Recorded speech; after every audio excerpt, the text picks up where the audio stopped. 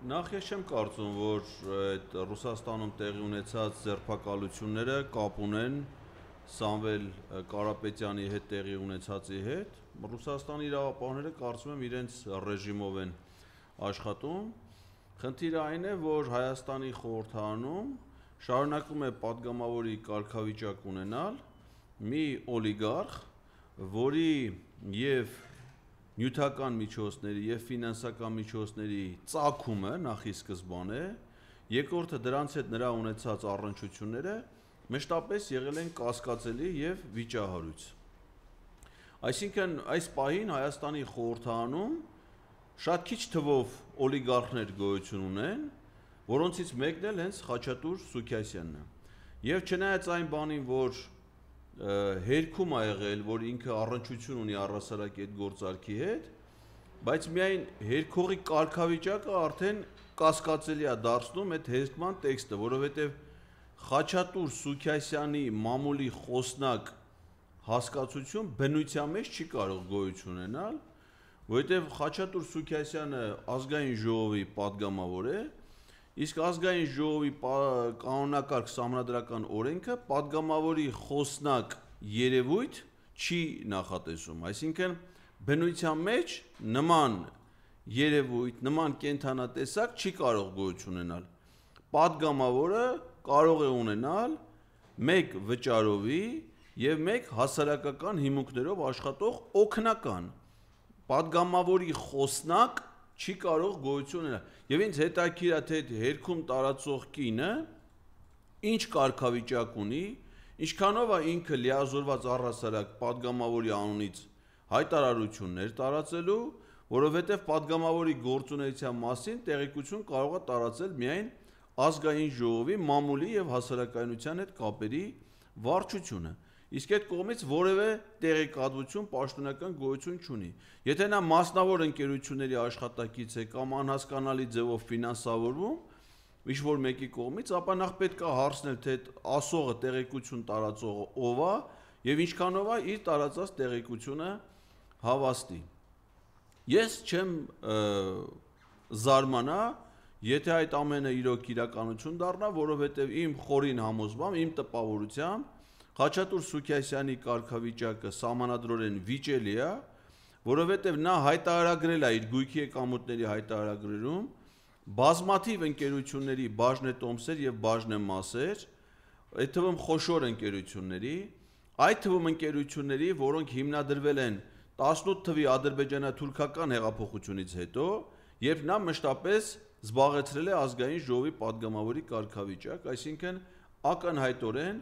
նա ներգրաված է ձեռնարկատիրական գործունեության մեջ եւ նրա ցոփ ու շվայտ կյանքը, այդ թվում եւ մամուլում հրապարակումները, որոնք վերաբերում են Մոնտե Կարլոյում, Մոնակոյում եւ այլ վայրերում նրա հանգստի շրջագայություններից, կազինոներից, սիգար ուտելուց,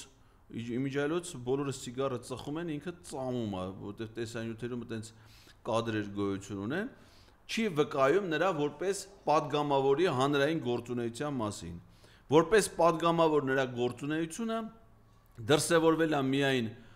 անտակտ կեցվածքով, հատկապես լրագրողների հետ շփումներում, ինչպիսին էին Քրիստինե Ջեբերջյանը կամ ուրեմն Նարեկ Կիրակոսյանը։ Այսինքն նա նման դեպքերում ցուցաբերում է ուղղակի անհավասարակշիռ պահվածք, անտակտ պահվածք լրագրողների հետ հարաբերություններում եւ ըստ էության նվազագույն ֆունկցիոնալ պարտականություններ падգամավորական գործունեության հետ։ Այսինքն ակնհայտ է, որ падգամավորի կարգավիճակը նրան ուղղակի օգնում է հովանավորչություն, քաղաքական հովանավորչություն իրականացնել այն ընկերություններին, այն բիզնեսներին, որտեղ նա հանդիսանում է որպես սեփականատեր կամ համասեփականատեր։ Հետևաբար այս պատմության հետ նրա առնչությունները ինձ համար չափազանց համոզիչ ու փաստարկված են թվում։ Ինչ վերաբերվում է Հայաստան էլեկտրական ցանցեր ընկերությունը պետականացնելու Նիկոլ Փաշինյանի մտադրությանը, ես անհանգստություն ունեմ, որ հեծի կողմից պարբերաբար տարածվող զգուշացումները, տեղեկությունները հոսանքի հետ վարվելու հետ կապված Նիկոլ Փաշինյանը լավ չի ծանոթանում։ Ես ինքս հաճախ եմ հյուրընկալվում հայկական երկրորդ հեռուստաալիքի խոսքի իրավունք հաղորդաշարին, որի սկզբից հեծի ծանոթությունն է, թե ինչպես վարվել հոսանքի հետ, երեխաներին հեռու պահել հոսանքից, անձրևի ժամանակ ինչպես անել։ Ոնց որ թե կարիք կա, որ Նիկոլ Փաշինյանը մի անգամ էլ ծանոթանա, որ հանկարծ հոսանքը իրեն չխփի, որովհետև ես անհանգստություն եմ, որ կարող է ինքը հոսանքի հետ մի քիչ անզգույշ վարվի եւ դա բերի մեր ժողովրդի համար երանելի արդյունքների։ Այսինքն նա հանկարծ էլեկտրաէներգիայի լրացուցիչ դոզա ստանա իր օրգանիզմում, որովհետև այն ինչ որ ինքը նախաձեռնել է առհասարակ հեղինակավոր գործիչ ազգային բարերար Սամվել Կարապետյանի դեմ այդ հանիրավի, այդ ապօրինի արշավը, ինչի հետևանքով մեր ժողովրդի այդ հեղինակավոր եւ միայն ու միայն հարգանքի արժանի զավակը ապօրինաբար գտնվում է անազատության մեջ եւ նաեւ ապօրինի արշավը սկսվել նրա սեփական վաստակով, սեփական միջոցներով ստեղծված եւ ձեռք բերված ընկերությունների գործունեության դեմ։ Հետևաբար այս ապօրինությունը արժանանալու է միայն պատժի եւ պատասխանատվության։ Որևէ մեկը չի կարող Հայաստանում խլել բիզնեսը այն մարդուց, ով որ ցանկանում է պաշտպանել իր երկիրը, իր պետությունը, իր ժողովրդին եւ նրա սուրբ եկեղեցուն։ Հետևաբար ես կարծում եմ, որ Նիկոլ Փաշինյանի այս գործողությունները նրանք լուրջ հակազդեցության են արժանանալու եւ նրանցով մինչեւ դատաբժշկի հետ նրա հանդիպումը միգուցե զբաղվեն էլեկտրոցանցի տեսուչները։ Բայց նույն գրառում է արել, մեկնարկը տրված է, շուտով կանցնենք արդեն օրենքով այդ ամեն ինչը։ Չի կարող լինել օրենք, որը նախատեսի քաղաքական իշխանության կողմից սեփական միջոցներով ձեռք բերված ընկերությունը սեփականատիրոջից խլելուն։ Մեր երկրում սեփականությունը պաշտպանված է սահմանադրությամբ եւ որևէ քաղաքական պաշտոնյա իրավունք չունի որևէ մեկի սեփականությունը խլել նրանից։ Նիկոլ Փաշինյանը արդեն այդ թեմայով մի քանի ապօրինի հայտարարություններ արել է, նա հանձնարարություններ է տվել Հայաստան էլեկտրական ցանցեր փակ բաժնետիրական ընկերության աշխատակիցներին, ինչի իրավունքը նա նույնպես չունի,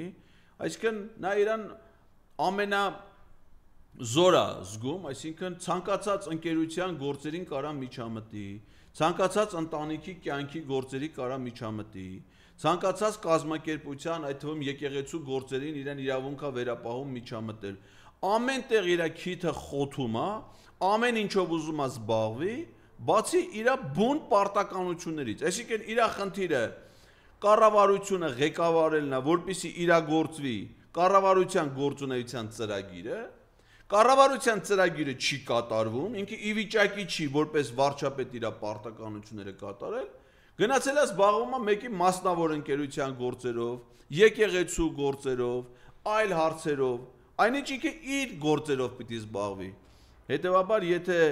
մի հոգի կա, որը պետքա, մի ինստիտուտ կա, որ Հայաստանում պետքա ազգայնացվի եւ պետականացվի, դա Հայաստանի Հանրապետության կառավարությունն է, որը պետքա ազատվի ադրբեջանա-թուրքական այդ ռեժիմի կողմից։ Իդեպ ասեմ, որ Կիրակի օրը նշվում էր կաթողիկե Սուրբ Էջմիածնի տոնը, ավելի շուտ ավարտվեց տոնական շաբաթը, որը մեկնարկել էր դեռ երկու շաբթի օրվա միջոցառումներով եւ թերևս այդ պատճառով էր, այդ առիթով էր նաեւ Սամվել Կարապետյանը այցելել վերստին Հայաստան, որպես եկեղեցու բարերար մասնակցելու միջոցառումներին եւ դրա շրջանակներում էր հանդես եկել այն հայտարարությամբ, որը դարձավ նրա ձերբակալության եւ կալանքի պատճառը, եւ այդ օրը Կիրակի օրը հայ ժողովուրդը նաեւ հոծ բազմությամբ մասնակցելով Սուրբ Էջմիածնի տոնական միջոցառումներին, նախ երթով Զվարթնոց տաճարից դեպի Մայրաթոր Սուրբ Էջմիածին, ինչպես նաև Սուրբ Պատարագի մասնակցությամբ, դրանից հետո տեղի ունեցող միջոցառումներին ես ինքս անձամբ ներկա եմ եղել, ես ինքս իմ աչքերով եմ տեսել ոչ միայն մարդկանց հոծ բազմությունը, այլ նաև այն դրական էներգիան, մարդկանց սիրո նվիրվածությունը,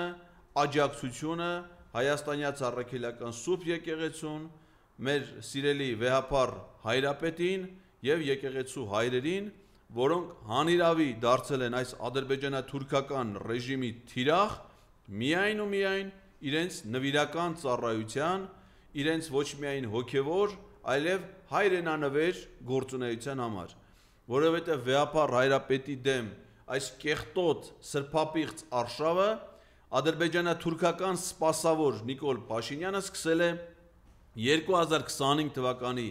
մայիսի 29-ից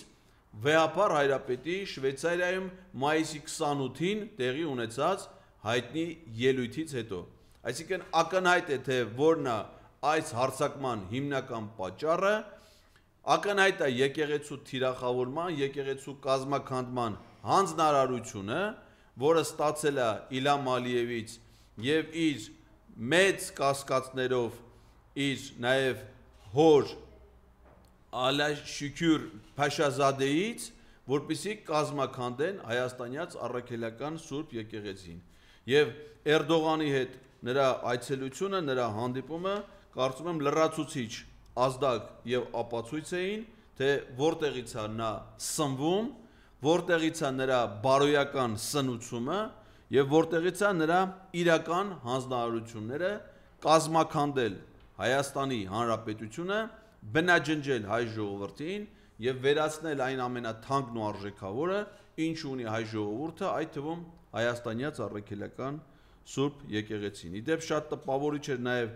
վեհապար հայրապետի խոսքը Մայր Աթոռում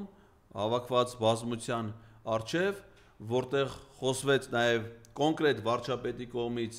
եկեղեցու թիրախավորման եւ եկեղեցուն իրենց զորակցությունն ու աջակցությունը բերած զավակների, այդ թվում այս պահին առաջին հերթին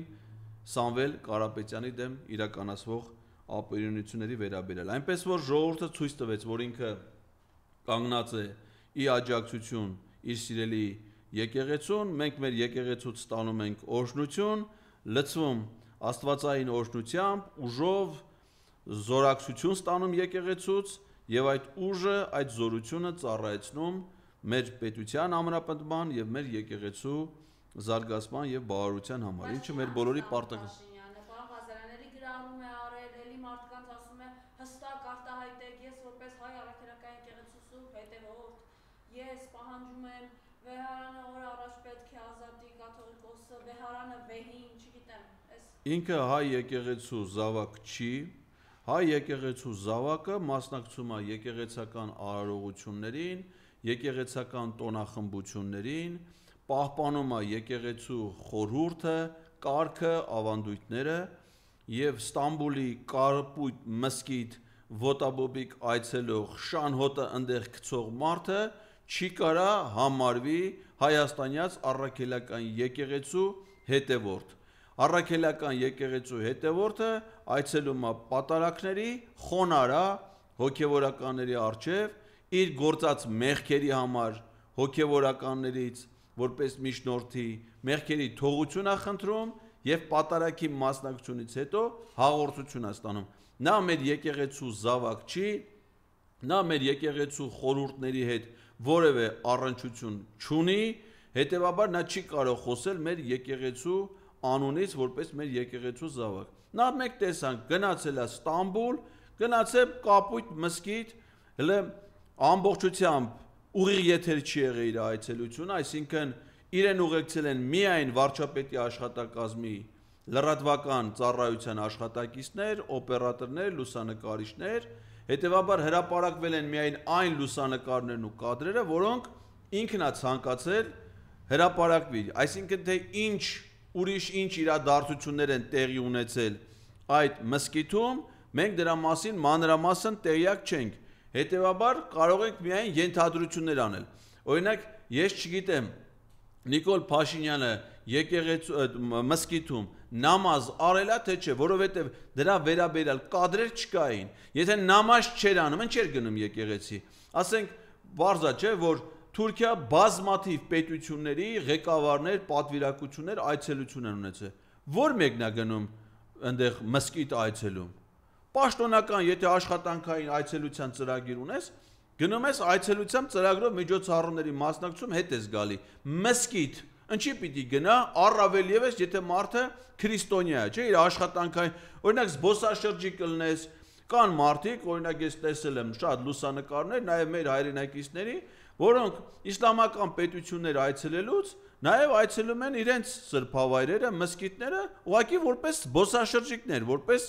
այցելության վայր, որովհետև շատ մզկիթներ նաև նրանք պատմամշակութային հուշարձաններ են հանդիսանում, բայց հիմնականում դրսից տարածքն է մտնում, որովհետև ներս եթե նամազ չես անում, եթե քեզ սունյատ չեն անելու, այդում ես մտնես ընդ որ ինչ անես։ Եթե մտել է,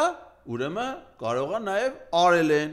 Չնայած կասկածներ կա, որ հնարավոր է որ առաջ չլինեն, որովհետև ինչ որ ես չգիտեմ շատ ճիշտ ասած այդ կրոնական մուսուլմանական հատկապես ծեսերին ծանոթ չեմ, չգիտեմ, ասենք երկրորդ անգամ անում են թե չեն անում, կամ ասենք այդ տարիքում անում են թե չէ, որովհետև որպես կանոն, ինչքան որ ես գիտեմ, կարող է սխալվում եմ, ծնվելուց են անում, այսինքն հենց տղա երեխաները որ ծնվում են, այդ ժամանակ են անում։ Հիմա 50 տարեկան մարդուն ինչի պիտի անի, բայց եթե պիտի չանին չի գնացեն դե, այդ հարցն է կա։ Հիմա եթե ինքը իսլամի հետևորդ է, ինքը Կովկասի մուսուլմանների առաջնորդ Փաշազադեի զավակն է, նաև որպես հոգևոր զավակ, ապա մեր եկեղեցու հետ ինչ գործ ունի։ Հետևաբար ինքը մեր եկեղեցու հետ որևէ առնչություն չի կարող ունենալ եւ պետքա նրան հեռու պահել եւ ուղարկել իր հոգևոր հոր, կասկածներ կան նաև, որ նաև կենսաբանական հոր Ալաշուքյուր Փաշազադեի մոտ։ Նա քանի դեպքում Թուրքիայի այցին եւ այդ հայտարարություններին են տեղից, չէ՞, քեզ մեստենալով ասում են դավաճան սրի կատակա։ Հետո նաև խոսեց, որ Արաքսից այն կողմ Թուրքիա է, Թուրքիայի հետ հարաբերությունները սկսում են զրոյական մակարդակից, խնդրեմ։ Նախ որ Արաքսից այն կողմ Թուրքիա է, դա Նիկոլ Փաշինյանի բացահայտումը չի, դա վարչական բաժանումն է պետությունների, որով այո, հայ-թուրքական սահմանում Արաքսը հանդիսանում է որպես սահմանային գետ։ Այսինքն ինքը ոչ մի հայտնագործություն այդ իմաստով չի արել, բայց դա չի նշանակում, որ դրանով խեղաթյուրվում է մեր պատմությունը, որ Արաքսից այն կողմ հայեր չեն ապրել, որոդ այդ տարածքի վրա հայերը ինչ պատմական ներկայություն են ունեցել, որ հայերը այդ տարածքների վրա նաև պետականություն են ունեցել եւ ոնց է եղել, որ Թուրքիան տիրացել է նաև այդ տարածքներին, որոնք ժամանակին եղել են հայկական ինքնության եւ պետականության բաղադրատարերը։ Եվ իր համար իր կողմից որևէ բացահայտում չի, որ հիմա որտեղով անցնում հայ-թուրքական պետական սահմանը։ Դա միջպետական համաձայնագրերով արտացոլված է, ընդ որում ոչ թե Հայաստանի եւ Թուրքիայի, այլ Հայաստանի եւ ԽՍՀՄ միջպետական սահմանի մասին համաձայնագրերով, որի իրավահաջորդությունը պատկանում է Ռուսաստանի Դաշնությանը եւ ցավոք սրտի իրեն չի հաջողվել կնքելու Թուրքիայի հետ որևէ համաձայնագիր, այդ թվում եւ պետական սահմանի մասին, այսինքն այն որ ինքը որպես Հայաստանի վարչապետ ասում է, որ դա Արաքսից այն կողմ Թուրքիա է, դեռևս ինքը չունի կնքած որևէ համաձայնագիր Թուրքիայի հետ այդ առումով եւ Թուրքիա կատարած իր այցը դա տեղի է ունեցել այն ժամանակաշրջանում, երբ որ Հայաստանի եւ Թուրքիայի միջեւ հաստատված չեն դիվանագիտական հարաբերություններ եւ Թուրքիան նման հարաբերություններ հաստատելու մտադրություններ չունի։ Սա ընդամենը այդ այցելությունը մի բանի վկայությունն էր, որ Նիկոլ Փաշինյանը ցանկանում էր իրականացնել դիվանագիտության մասին իր պատկերացումները, որի մասին մեզ հայտնել է դեռևս 2020 թվականի մարտ ամսին Վայք քաղաքում իր նախընտրական քարոզարշավի ժամանակ հնչեցրած կարծիքում։ Դա վերաբերում է կոշիկ լիզելուն։ Այսինքն Նիկոլ Փաշինյանը մեծ հավանականությամբ գնացել էր Թուրքիա, Թուրքիայի նախագահ Ռեջեփ Թայիփ Էրդողանի կոշիկները լիզելու։ Նորից եմ ասում, որ ամբողջությամբ կադրեր հրապարակված չեն այդ այցից եւ հրապարակված չեն կադրեր կոնկրետ այն պահից, երբ Նիկոլ Փաշինյանը լիզում է Ռեջեփ Թայիփ Էրդողանի կոշիկները։ Նման կադրեր գոյություն չունեն ոչ լուսանկարներ, ոչ տեսանյութեր, բայց այցի բովանդակությունը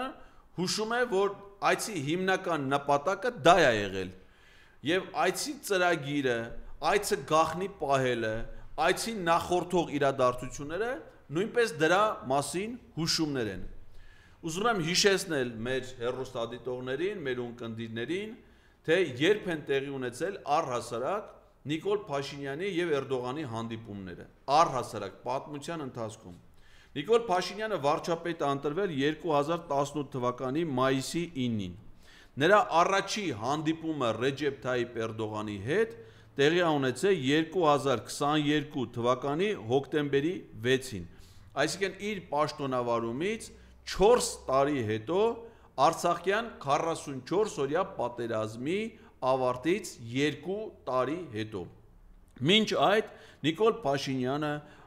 ասում էր, որ Թուրքիան ունի Հայաստանը նվաճելու մտադրություն, այդ մասին նա հայտարարել նաև 44-օրյա պատերազմի ժամանակ, որ սա միայն պատերազմ չէ Ադրբեջանի դեմ, սա պատերազմ է նաև Թուրքիայի դեմ, Թուրքիան այս պատերազմով վերադառնում է տարածաշրջան, որպեսզի իրականացնի 100 տարվա իր մտադրությունը, այն է բնաջնջել հայ ժողովրդին եւ վերացնել հայկական պետականությունը։ Նման հայտարարություններ արել Նիկոլ Փաշինյանը 44-օրյա պատերազմի ժամանակ եւ պատերազմով պարտություն կրելով, մեր ժողովրդին գիտակցված տանելով պարտության 2022 թվականի հոկտեմբերի 6-ին, ճիշտ այն օրը, երբ Նիկոլ Փաշինյանը ստորագրել է Արցախը Ադրբեջանին հանձնելու մասին հայտարարությունը, այդ օրը Պրահայում տեղի է ունեցել Ռեջեփ Թայիփ Էրդողանի հետ նրա առաջին հանդիպումը։ Երկրորդ հանդիպումը Նիկոլ Փաշինյանի երկկողմ ձևաչափով եղել է 2024 թվականի սեպտեմբերի 24-ին Նյու Յորքում ՄԱԿ-ի գլխավոր ասամբլեային մասնակցելու նպատակով Նյու Յորք մեկնած Նիկոլ Փաշինյանը Նյու Յորքում Թուրքիայի գլխավոր հյուպատոսության եւ ՄԱԿ-ում Թուրքիայի մշտական ներկայացության շենքում, որը կոչվում է Թուրքական տուն, այսինքն Թուրքիայի դիվանագիտական ներկայացության տարածքում, հանդիպել է Ռեջեփ Թայիփ Էրդողանի հետ եւ փարվել է Էրդողանի կողմից իրեն նվիրած կենսագրական եւ իր պատկերացումների, ապագայի վերաբերյալ պատկերացումների գրքի հետ։ Այդ նույն օրը հիշեցնեմ մեր քաղաքացիներին, որ եթե առաջի հանդիպման օրը նա Արցախն է հանձնե Ադրբեջանին, ապա 2024 թվականի սեպտեմբերի 24-ին նույն օրը Սահմանադրական դատարանը հրապարակել է Հայաստանի եւ Ադրբեջանի միջև սահմանային հանձնաժողովների կանոնակարգի Հայաստանի Հանրապետության սահմանադրությանը համապատասխանության որոշման եզրափակիչ մասը, դա եղել է նույն օրը Փաշինյանի եւ Էրդողանի հանդիպման օրը, իսկ ամբողջական որոշումը հրապարակվել է 2 օր անց սեպտեմբերի 26-ին, երբ կրկին Նյու Յորքում տեղի է ունեցել Արարատ Միրզոյանի հանդիպումը Ադրբեջանի արտաքին գործերի նախարար Ջեյրում Բայրամովի հետ։ Ինչի եմ ես սա շեշտում, որովհետև Փաշինյանի եւ Էրդողանի հանդիպման օրը հրապարակված Սահմանադրական դատարանի որոշման մեջ անդրադարձ կա նաեւ Հայաստանի անկախության հռչակագրի 11-րդ կետին, որը վերաբերում է հայոց ցեղասպանության, ճանաչման եւ դատապարտման Հայաստանի Հանրապետության պարտավորությանը, որի վերաբերյալ Սահմանադրական դատարանը տվել է այնպիսի մեկնաբանություններ, որոնք իրենց բովանդակությամբ բավականին մոտ են Թուրքիայի քաղաքական տեսակետներին մինչ այժմ հնչեցված եւ դա բացարձակապես որևէ առնչություն չունի եւ չէր կարող ունենալ հայոց ցեղասպանության միջազգային ճանաչման եւ դատապարտման խնդիրը որևէ կերպ չէր կարող կապ ունենալ Հայաստանի եւ Ադրբեջանի սահմանային հանձնաժողովների կանոնակարգի հետ, որի կապակցությամբ Սահմանադրական դատարանը կայացրել էր այդ որոշումը։ Սա էլ Նիկոլ Փաշինյանի երկրորդ հանդիպումն էր։ Իսկ ահա արդեն երրորդ հանդիպումը տեղի ունեցավ ուրեմն Ստամբուլում 2025 թվականի հունիսի 20-ին։ Ուզում եմ մեր հեռուստադիտողների, մեր ունկնդիրների ուշադրություն հրավիրել այն փաստի վրա, որ Նիկոլ Փաշինյանի հանդիպումը տեղի ունեցել Թուրքիայում, բայց ոչ մայրաքաղաքում։ Սա առաջին անգամն է, որ Հայաստանի ղեկավարը Թուրքիա է այցելում երկկողմ այցի, աշխատանքային այցի ձևաչափով, Ուզում եմ նաև հիշեցնել, որ Նիկոլ Փաշինյանը 2023 թվականի հունիսին Արցախի շրջափակման օրերին այցելել է Թուրքիա եւ մասնակցել է նույն այդ Ռեջեփ Թայիփ Էրդողանի երթման արարողությանը նախագահի պաշտոնում վերընտրվելուց հետո։ Մինչ այդ Թուրքիային այցելել Հայաստանի արտաքին գործերի նախարարը, Անվտանգության խորհրդի քարտուղարը, Ազգային ժողովի փոխնախագահը, Ազգային ժողովի նախագահը, բազմաթիվ այցելություններ Հայաստանից Թուրքիա եղել են, իսկ Թուրքիայից Հայաստան եղել է 0 փոխադարձ այց։ Դիվանագիտական հարաբերություններում մշտապես գործում է փոխադարձության սկզբունքը, իսկ հայ պաշտոնյաների այցելություններին ի պատասխան որևէ թուրք պաշտոնյա երբևէ Հայաստան չի այցելել, ինչը նշանակում է, որ այս այցելությունները դրանք ոչ թե դիվանագիտական են, այլ միակողմանի այցելություն, այսինքն ենթակաների այցելություն իրենց ղեկավարներին։ Իդեպ ասեմ, որ այցի ընթացքում Նիկոլ Փաշինյանը ընդունելության բացի աշխատանքային հանդիպումից ուրիշ որևէ այլ ընդունելության որևէ մեկի կողմից չի արժանացել, նրա այցելության պատվին ճաշ կամ ընթրիք չի տրվել, այսինքն հյուրասիրության, հյուրընկալության ըստ էության նա չի արժանացել, պաշտոնական որևէ այլ հանդիպում Էրդողանի հետ հանդիպումից բացի չի, այսինքն նա գնացել է Թուրքիա միայն Էրդողանի հետ հանդիպելու։ Իսկ ինչ վերաբերվում է այցի այլ մասներին, դրանք ոչ պաշտոնական հատվածներ են, որոնք թուրքական կողմի հետ բացարձակ կապ չունեն, այդ թվում հայ համայնքի հետ ունեցած հանդիպումը, որտեղ նա հանդես է եկել հերթական ցնդաբանություններով, այցելություն Սուրբ Աստվածածին Աթոռանիստ եկեղեցի, որտեղ նրան ոչ միայն Պոսո հայոց պատրիարքը, այլև որևէ հոգևորական առհասարակ չի դիմավորել, չի ընդունել, եւ սա ոչ միայն մեր եկեղեցու վերաբերմունքն էր Նիկոլ Փաշինյանին, որովհետեւ պատրիարքը իր զորակցությունն է մինչ այդ հայտնել ամենայն հայոց կաթողիկոսին, այլ նաեւ Թուրքիայի իշխանությունների, որովհետեւ Թուրքիայում հայոց եկեղեցու պատրիարքին ընտրությունների արդյունքում ի վերջո նշանակում է Ստամբուլի նահանգապետը, այսինքն նրա վերաբերմունքը Նիկոլ Փաշինյանին կարելի է դիտել ոչ միայն եկեղեցու, այլ նաեւ Թուրքիայի իշխանությունների վերաբերմունքի դրսևորում։ Եվ նա այցելել է նաև, ինչպես քիչ առաջ ասեցի, Կապույտ մզկիթ, փորձելով հավասարության նշան դնել հայաստանյաց առաքելական եկեղեցու եւ իսլամական ուրեմն կրոնական կազմակերպության տաճարի միջև, եթե իհարկե նորից եմ կրկնում, Կապույտ մզկիթ նրա այցելությունը պայմանավորված չէ տարբեր ծիսակարգերին մասնակցելով, այդ թվում Սունյաթով, ընդ որում Սունյաթ կարող է լինել ոչ միայն իր, այլ նաև պատվիրակության մյուս անդամներ, օրինակ ես չգիտեմ Արարատ Միրզոյանը ինչ կարգավիճակ ունի կամ Ռուբեն Ռուբինյանը կամ Վահան Կոստանյանը, կարող է մեկը մյուսին քավոր են կանգնել, ես չեմ կարող այդ մասին ոչ մի, դա միայն ենթադրություններ է, խնդրում եմ դա չընդունեք որպես տեղեկատվություն, դա միայն ենթադրություն է պայմանավորված այն հանգամանքով, որ այցի մանրամասներ մեզ չի ներկայացվել։ Իդեպ ասեմ, որ օդանավակայանում նա նաև խոնարհվել է, հատուկ ողջույն է հղել թուրք զինվորներին, որը պետական արարողակարգով նախատեսված չի, որովհետև օդանավակայանում պաշտոնական ընդունելության ժամանակ հյուրը ողջունում է ոչ թե պատվո պահակախմբի գորգի կողքը շարված զինվորներին, այլ դրոշով այնտեղ ներկայացած տարբեր զորամիավորումները ներկայացնող հատուկ արարողակարգային զորախմբին։ Իսկ նման ընդունելություն Նիկոլ Փաշինյանը չի արժանացել եւ նա առիթ է օգտագործել ուղղակի զինվորական համազգեստով եւ զենքով թուրք զինվորին ողջույններ հղելու այն զինվորներին, որոնց նախնիները իրականացրել են հայոց ցեղասպանություն, այն զինվորներին, որոնց աջակցությամբ ադրբեջանցիները կոտորել են հազարավոր հայ զինվորների։ Իդեպ ասեմ, որ այդ այցի ընթացքում ոչ մի փաստաթուղթ չի ստորագրվել, որևէ պայմանավորվածություն ձեռք չի բերվել, Թուրքիայի նախագահի պաշտոնական կայքում այդ հանդիպման փաստից բացի ուրիշ որևէ տեղեկատվություն չկա, այսինքն թուրքական կողմը չի նշում, որ Ռեջեփ Թայիփ Էրդողանը Նիկոլ Փաշինյանի հետ քննարկել է Հայաստանի հետ երկկողմ հարաբերությունների զարգացման, սահմաններ բացելու, շրջափակում վերացնելու, խաղաղության խաչմերուկ այսպես կոչված հարցերի մասին։ Ուզում եմ նաև հիշեցնել, որ այդ այցից 1 օր առաջ Ստամբուլում ա եղել եւ Էրդողանի հետ հանդիպումներ ա ունեցել եւ ջերմ ընդունելության արժանացել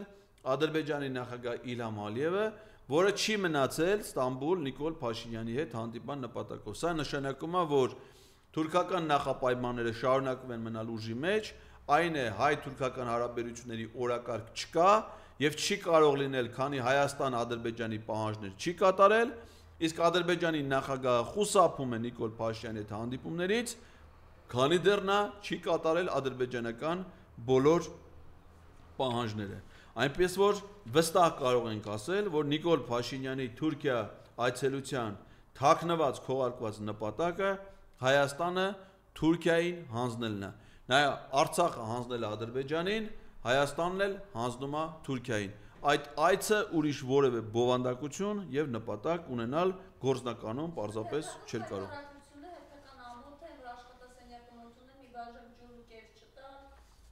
Այն էլ իմանալով հանդերձ, թե ինքը ուտելիքի նկատմամբ ինչ հետաքրքրություն, այսինքն Էրդողանը գիտի, որ ասենք թե հնարավոր չի, որ մի բան դնես, ինքը չուտի։ Ու այդ իմանալով հանդերձ թողել են սոված։ Իմիջայլոց ասեմ նաև, կարող է քչերն են նկատել, նա Ստամբուլում հեծանիվ չի քշե,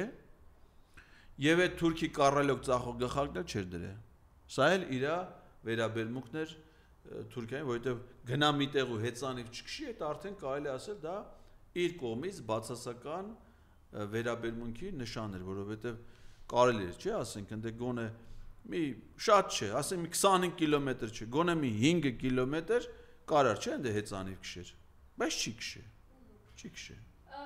Տխմար եք, որ չեք հասկանում, որ կրթվելը ինչքան անհրաժեշտ է, այսօր գրառում է արել, կարծում արդեն ծանոթ եք, չէ, իր գրառմանը բանվազարան դե կարդամ։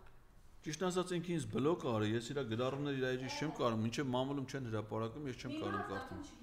Մի մարդ հազարամյակներ առաջ ասել է, ես գիտեմ, որ ոչինչ չգիտեմ, այս արտահայտությունը արդեն հազարամյակներ փոթորկում է մտածող մարդկանց միտքը, բայց հիմա ոմանք ծաղրում են կրթվելուն, ավելին իմանալուն, կատարելագործվելուն ուղղված շարժումը, այդ ոմանց բացի տխմարից, ուրիշ ինչ անվանես։ Ուրեմն տգետների դպրոցը արդեն ոնց որ փակվում է, որովհետև դպրոցի տնօրենը գնում է Չինաստան եւ հայտարարել է, որ այս ամսվա վերջին կլինի Երևանում տգետների դպրոցի վերջի հանդիպումը,